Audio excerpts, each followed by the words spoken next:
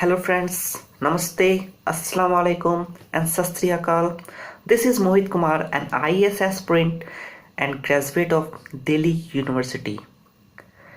Guys, ये मैं video बहुत दिन बाद बना रहा हूँ because I was not getting time.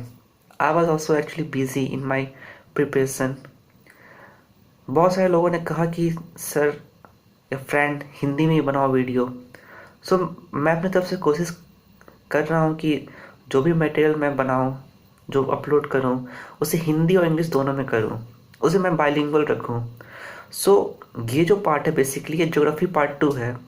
Geography का पार्ट 1 मैंने ऑलरेडी अपलोड कर दिया है, I think around 29 of December. So जिन्होंने नहीं देखा है तो please go and watch that video. In this video मैं बेसिकली आपको सॉइल एंड क्लाइमेटिक कंडीशन जो है बिहार का वो मैं बताने वाला हूँ. So I am going to start. So starting from the soil of Bihar. Bihar की मिट्टी या मृदा. आप सभी को बेसिक डिफिनीशन पता है सॉइल का क्या होता है या मिट्टी का क्या होता है, तो इसलिए मैं आपको बता नहीं रहा हूँ. मैं डायरेक्ट स्टार्ट करने वाला हूँ. So the study of the soil is called pedology. की एक बेसिक कंसेप्ट है जो आप सभी को पता होना चाहिए. Now here I have written, मैंने यहाँ लिखा है Bihar plain consist of mainly drift soil. Drift soil को हिंदी में प्रवाही या अपोर मिट्टी कहते हैं. इसे प्रवाही या अपोर मिट्टी इसलिए कहा जाता है कि बिकॉज हर साल जो बिहार की मिट्टी है वो रिजुविनेट होते रहती है. जो भी रिवर हिमालयन रिवर फ्लो करती है बिहार से वो बेसिकली सिल्ट, क्ले, सैंड हर साल नया नया लाते रहते हैं, जिसके कारण डिपोजिशन होता है. डिपोजिशन के कारण अलुवियल सॉइल बनता है. अलुवियल सॉइल को हिंदी में जलोढ़ मिट्टी भी कहते हैं. और आप सभी को ये पता होना चाहिए कि बिहार में 96% जो एरिया है जलोढ़ मिट्टी का है. 96% of the area is of alluvial soil. Now coming to the distinction of soil in Bihar. According to the agricultural research institute, agriculture research institute के द्वारा बिहार की मिट्टी को दो पार्ट में पहले क्लासिफाई किया गया है. Two broader categories, that is northern Ganga plain, उत्तरी मैदान की मिट्टियाँ, और सदर्न गंगा प्लेन, दक्षिणी मैदान की मिट्टियाँ. नॉर्दर्न गंगा और नॉर्दर्न बिहार प्लेन को हिंदी में उत्तरी मैदान की मिट्टियाँ का विभाजन भी कहते हैं. इसका जो पहला पार्ट है वो है मार्सी सॉइल, दलदली मिट्टी. It is found in Terai region. जो तराई रीजन मैंने आपको पहले पार्ट में बताया था तराई रीजन क्या होता है, जो कि अपर पार्ट जो होता है जहाँ वेस्ट चंपारण आपको दिखता होगा, ईस्ट चंपारण दिखता होगा, दरभंगा वगैरह जो एरिया है वो तराई रीजन है. It is found in Terai region extending from northern border of Bihar. Northern border Bihar starting from west Champaran to the Kishanganj in the east. East मतलब कि पश्चिमी में चंपारण से और पूर्वी में किशनगंज तक. इसका जो कलर होता है भूरा एवं हल्का पीला होता है, that is light yellow and brown. In this soil basically pebble and sand are found. कंकर और रेत की मात्रा अधिक पाई जाती है सॉइल में. Now it's second part of northern Ganga plain. New alluvial और भांगर, इसे हिंदी में खादर या नवीन जलोढ़ मिट्टी कहते हैं. इसका जो लोकेशन है basically it lies in south of Terai region. Terai region जो होता है उसके साउथ में ये लोकेट होता है. इसका जो एक्सटेंशन है it is a narrow belt. ये इसका जो बेल्ट होता है बहुत नैरो होता है, लगभग मान सकते हो आप 10 से 50 किलोमीटर के बीच में होता है, जो कि पूर्णिया, सहरसा, दरभंगा, वेस्ट चंपारण, मुजफ्फरपुर में पाया जाता है. पूर्णिया और सहरसा को मैंने यहाँ रेड लाइन इसलिए अंडरसाइन किया है बिकॉज पूर्णिया और सहरसा में ये बेसिक और क्या कहते हैं बहुत ही कंसनट्रेटेड वे में पाया जाता है. इसका जो कलर होता है वो डार्क ब्राउन और ब्लैक होता है, जो कि गाढ़ा भूरा और काला होता है. ये जो मिट्टी है it does not contain alkaline and lime. ये चूना रहित होती है और क्षार रहित भी होती है. अल्कलाइन को हिंदी में क्षार कहते हैं, लाइम को हिंदी में चूना कहते हैं। Irrigation is required to make this soil fertile. उर्वरक शक्ति बढ़ाने के लिए इस सॉइल में इरिगेशन की ज़रूरत है। Now third part of northern Ganga plain, Balsundari soil. इसका हिंदी भी बाल सुंदरी मिट्टी ही होता है। इसका एक और नाम ओल्डर अलुवियल भी होता है। Now northern plain, it is found in northern plain of black bangar. Black bangar के नॉर्दर्न प्लेन में पाया जाता है। इसका जो एक्सटेंशन है सहरसा से लेके Darbhanga, south of Muzaffarpur to entire Saran district and remaining south western of Champaran. जो इसका कलर होता है हल्का भूरा, गहरा भूरा एवं सफ़ेद होता है, light brown, dark brown, white. Now more than 30% of this soil is made up of lime. 30% से आधा इसमें जो मिट्टी जो कंटेंट है वो लाइम का होता है। ये सॉइल मैंगो, लीची एंड बनाना के लिए ज़्यादा जाना जाता है। आपको पता होगा कि जो मुजफ्फरपुर है वो लीची के लिए ज़्यादा फेमस है। सो यहाँ जो होता है बाल सुंदरी मिट्टी पाई जाती है। मुजफ्फरपुर की लीची को शाही लीची भी कहते हैं। यहाँ के बस बाल सुंदरी मिट्टी के कारण ये लीची बहुत फेमस हुई है। बनाना आपको पता है कि हाजीपुर वगैरह जो एरिया है बनाना के लिए बहुत फेमस है, तो इसके पीछे रीज़न है यही बाल सुंदरी मिट्टी। Now coming to the second part, southern Ganga plain, Ganga के दक्षिणी मैदान। इसमें जो पहला पार्ट है वो है ताल सॉइल, ताल की मिट्टी। It is found in south of Ganga in a broad belt to 8 to 10 kilometre. जो गंगा जो बिहार को दो पार्ट में विभाजित करती है, दो पार्ट में बांटती है, तो जो सदर्न पार्ट है गंगा का उसमें 8 से 10 किलोमीटर का जो बेल्ट है वो ताल सॉइल का होता है। ये जो फॉर्म होता है from the deposition of fine as well as large coarse due to flood.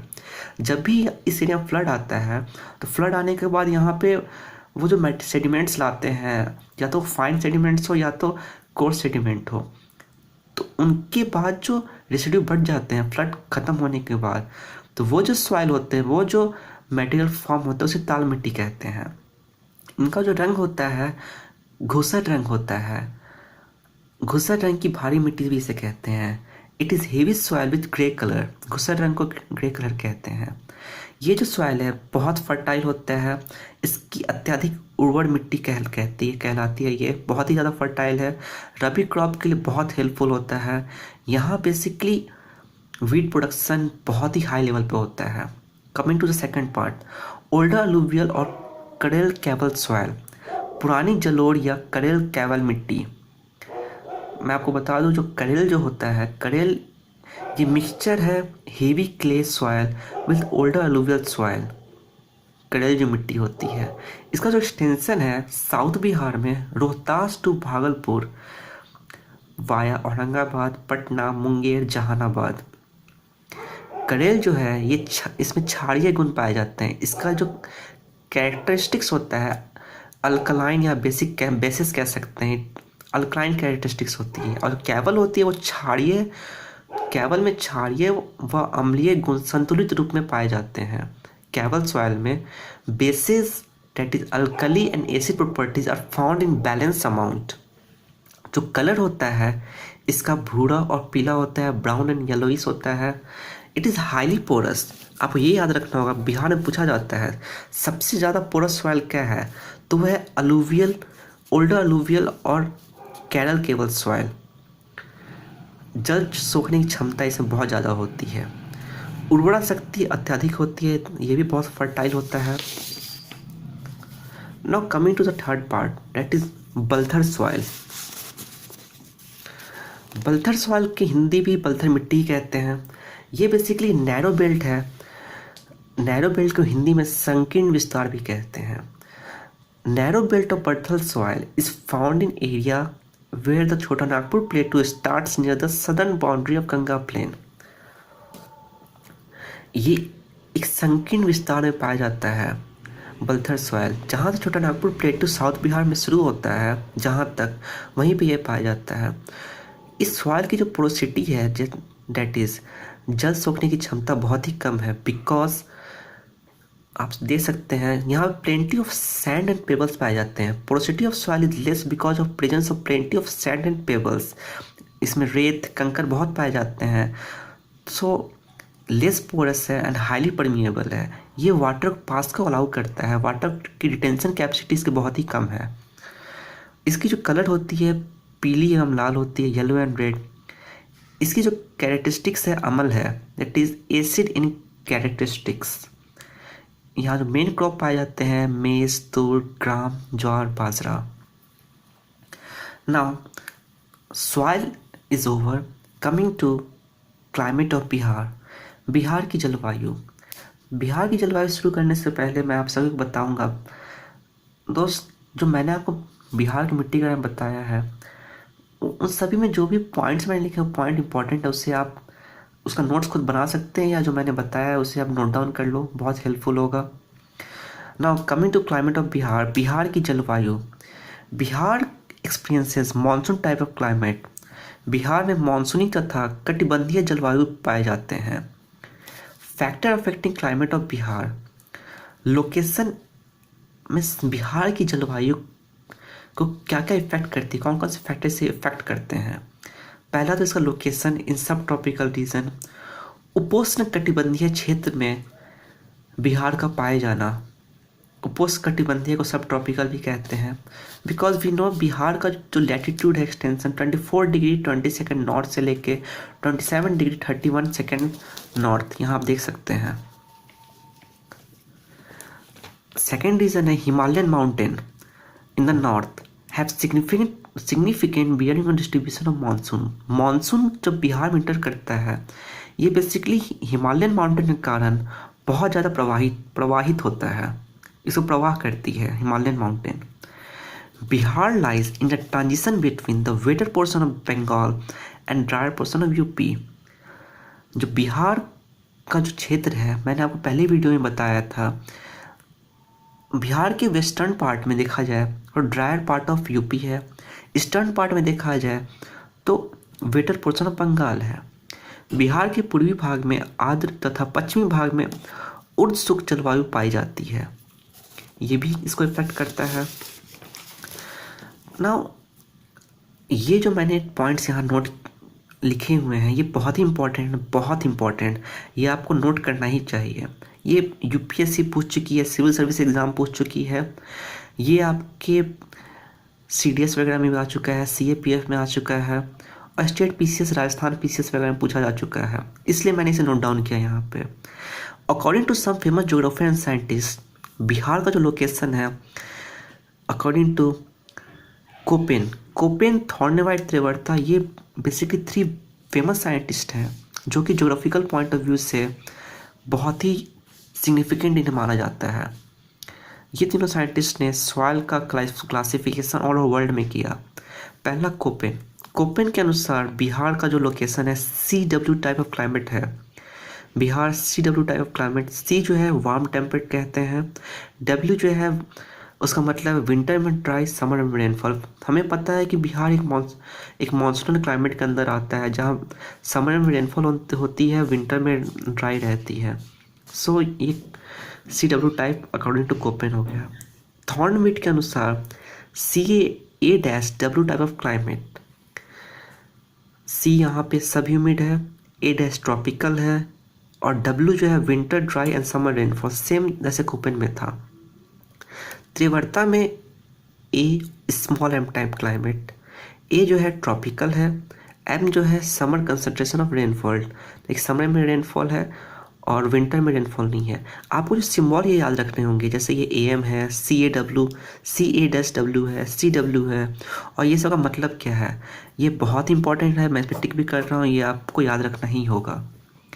Now the climate of Bihar can be divided into 3 region: hot weather region, rainy season and cold season. जो hot weather season है that is summer climate, ग्रीष्म ऋतु, वो mid मार्च से लेकर mid जून तक होती है। इसके अंदर बहुत ही तापमान ज़्यादा होता है, नमी भी होती है, it's have great heat and humidity. जो वायु भार होता है बहुत ही कम होता है, it is decrease in atmospheric pressure. Mean maximum temperature जो इन दिनों पाए जाते हैं वह है 32 degree Celsius. Mean minimum temperature जो होती है 15 से लेकर 18 डिग्री सेल्सियस होती है। जो सबसे गर्म मौसम होता है वो होता है मई का मौसम, हॉटेस्ट मंथ इज मई। इस मौसम में स्थानीय स्थानीय कारणों के चलते धूल भरी आंधियाँ तथा झंझावत सामान्यतः संध्या में आती है। इसका मतलब आफ्टरनून और evening storm which burst into rain is common feature of this season. इस मौसम में ज़्यादातर शाम और दोपहर के टाइम देखने को मिलता है कि आंधी या तुरंत आंधी और बारिश साथ साथ में आती है। Now, hot weather rainfall is beneficial for the fruits like लीची एंड मैंगो। आप देखते हो कि जैसे जैसे जून का महीना आता है उस टाइम लीची मार्केट में आ जाता है, तो यही जो बरसात होती है लीची और मैंगो के लिए बहुत ही हेल्पफुल होती है। गया जो है वो वार्मेस्ट प्लेस ऑफ बिहार है।